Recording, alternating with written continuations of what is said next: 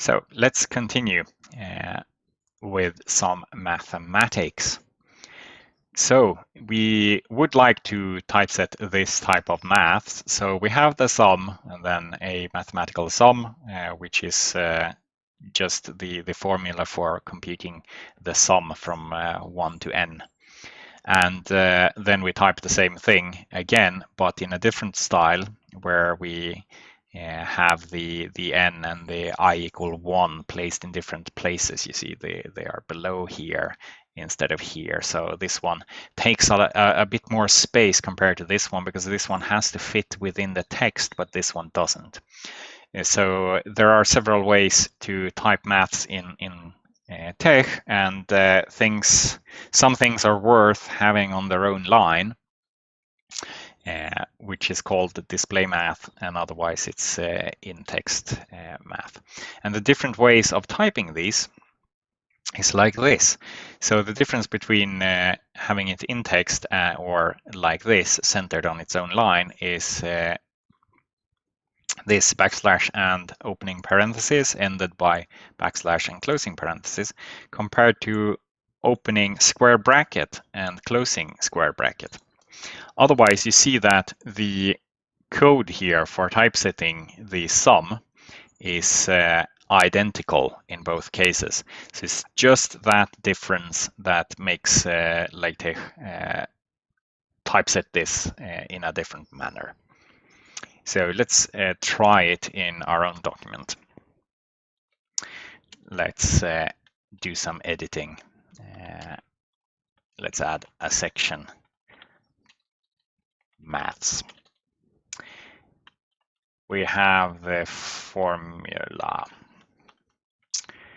for sums. Let's typeset this one like this. Sum, and then the underscore is for subscripts. So that's for the I equals 1. And if you use spaces or not, doesn't matter. And then the uppercase, and you see here we have these curly braces. That's because it's more than one character. But for the superscript, so the n that's supposed to be above, n is just a one-letter thing, so we don't need the braces. But it works to put the braces too. But if you don't have to if it's just one character. So it's a common mistake to accidentally write several characters, and then TeX will only take the first one and put in the superscript. And then we have I and equals, and then we have the fraction command. So we have a fraction, and that one requires 2, so the numerator and denominator. So we have n plus 1, and then we had 2. And then we need to close this like that. So let's save and recompile. Now we see that we have the maths in our PDF. So let's scroll it back so we can see it a bit better like that. Okay, let's go back to editing, and let's try the other one as well. And we see we can add a new line here. We can break the line, but that LaTeX won't care about that. But then we also have this way, and then we can have square brackets, and we can write it basically in any form we like this. So LaTeX don't really care about how we break the lines here. So we can have I equals 1 to the power of n, and then we had I equals, and then the fraction n plus 1, sorry, and then we had 2 there, and then we can add a period that we're done. So let's save and exit and recompile. And now we see that we get it in display mode down here. So much bigger, it takes more space, and It's more readable. So it's worth to typeset the main formulas, particularly if they are big, to typeset them in display mode like this. But to show you that LaTeX doesn't care about spaces, we can improve the readability of our code by changing it like this. So even if we typeset it in one line, we can have the code like this, because that makes our code more readable. So let's recompile and see that nothing changes now. So you see it's still the same in the PDF. Okay, that was maths. Let's try some more maths to have some more complex constructions.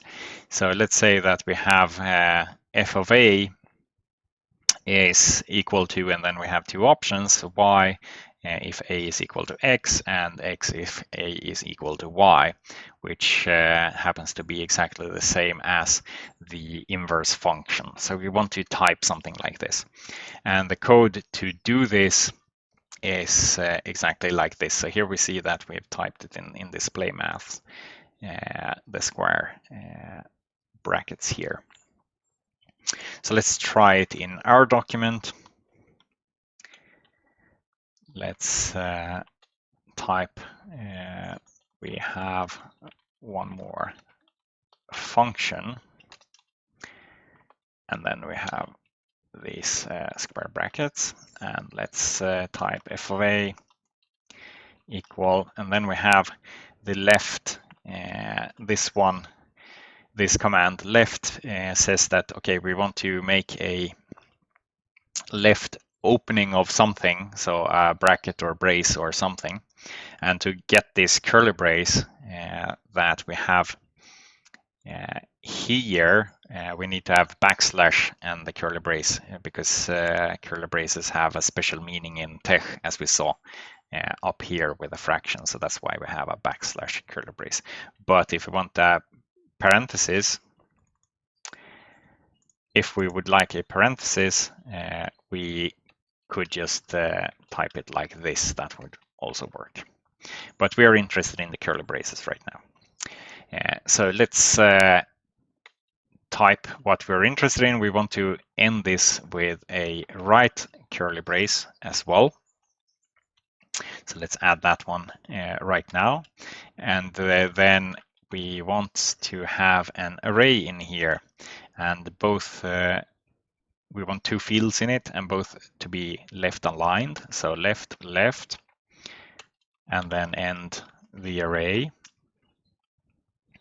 And then we want to type what's supposed to be in this array. So we wanted y, and then we separate the entries by this ampersand. And then we have, since we're in the math mode, we want to typeset text. So we have to type text if space, and then we have a equals x, and then we want to have the next row where we type x and if, and then we have a equals y, and then we can end this one.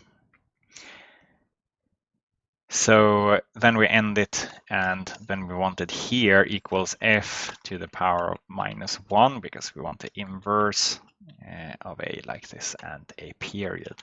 So now we've typed exactly what we had in the slides here. So let's save and recompile.